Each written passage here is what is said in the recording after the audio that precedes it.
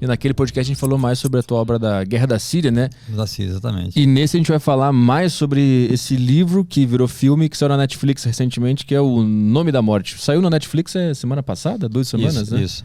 Ele foi pra Netflix. Ele foi feito em 2018 e tá na Netflix agora pro pessoal assistir. Ele foi lançado no Brasil, nos cinemas, em 2018. Aí agora, se eu não me engano, foi dia 2, eu acho. Dia 2, exatamente. Dia 2 de fevereiro. Estreou na Netflix no Brasil e na HBO em toda a América Latina e Caribe. E bacana porque tem, acho que uns 3 dias, mais ou menos, 4 dias, apareceu no top 10 da Netflix o filme, O Nome da Morte, né? Amigos me mandaram, eu até coloquei no Instagram também, que o filme estava entre os 10 mais vistos do Brasil na Netflix. Então você que está assistindo esse podcast aqui, O Nome da Morte lá na Netflix é a história real do... Ele é o maior assassino de aluguel da história do Brasil? Petri, que isso tem notícia do mundo, né? Do mundo? Porque não tem nenhum caso no mundo de um sujeito que assuma ter matado 492 pessoas, né? E não é que ele disse, né? Ele tinha um caderno, tipo uma agenda de trabalho, onde ele anotava, né, todos os serviços que ele fazia. Ele colocava o nome da vítima, o nome do mandante, a cidade onde seria o crime e quanto ele iria receber. Né? Então, esse caderno, eu e ele contamos juntos o número de vítimas. Mas nesse caderno tava faltando alguns, né? Que aí ele faltavam 2, que foram as 2 primeiras vítimas dele, né? Quando ele começou, que ele não tinha ainda o caderno. E depois, ele nunca tinha contado, né? Quando eu fui entrevistá-lo pessoalmente, na casa dele, ele morava na cidade do Maranhão, chamada Porto Franco.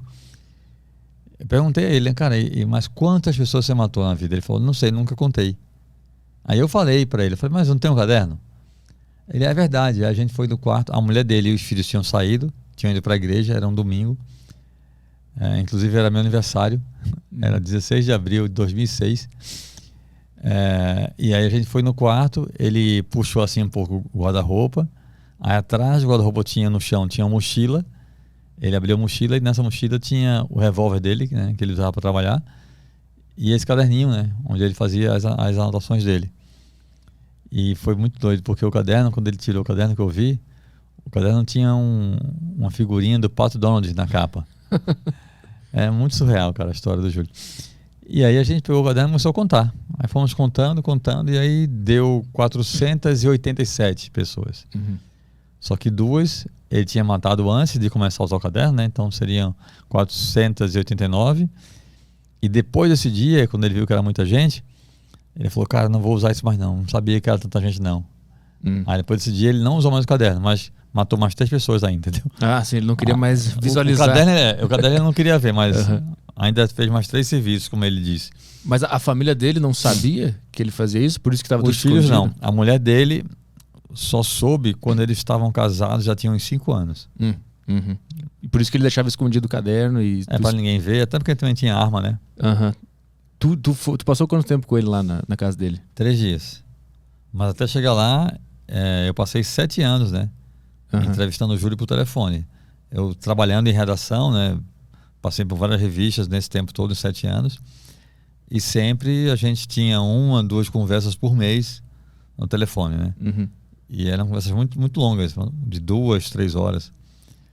E aí, só que eu já tinha decidido que eu só ia contar a história dele se eu pudesse colocar o nome real dele e os nomes reais das pessoas no livro, né? Que é um negócio que ele não queria. Até que em 2006, ele me disse que ia se aposentar, ele usou essa expressão, né? Se aposentar, parar de matar e que ia sair do Maranhão. Ia morar em outro lugar, longe. Aí eu falei, Júlio, você vai embora do Maranhão, cara. Você sabe que ninguém vai ficar te caçando pelo Brasil. A polícia não tem esse interesse. Então, deixa eu colocar o nome real. Mas por que a polícia não teria interesse se a história dele tem tantos assassinatos assim? Porque muitos casos que ele trabalhou, ele até matou gente para a polícia, né? E, além disso, assim, como o Júlio, né?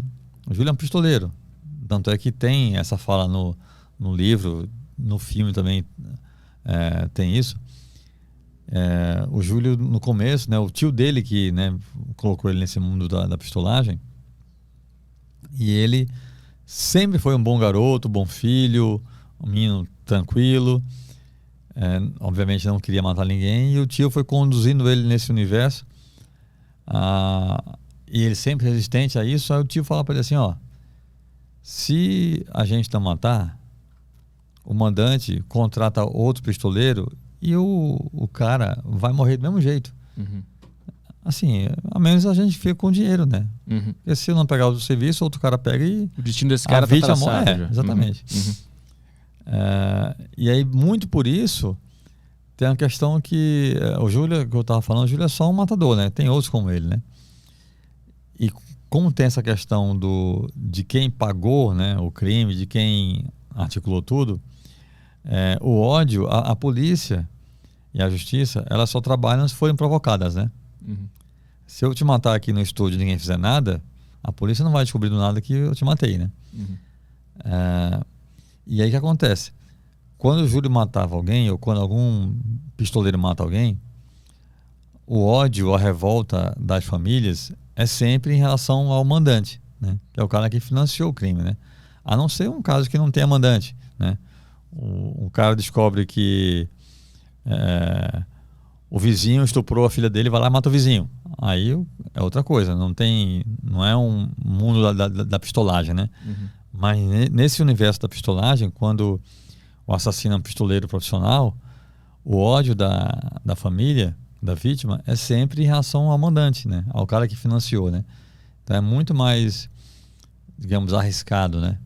Para o mandante ser acusado, ser procurado, Uhum. porque a família vai fazer alguma coisa, do que para o pistoleiro, né? Uhum.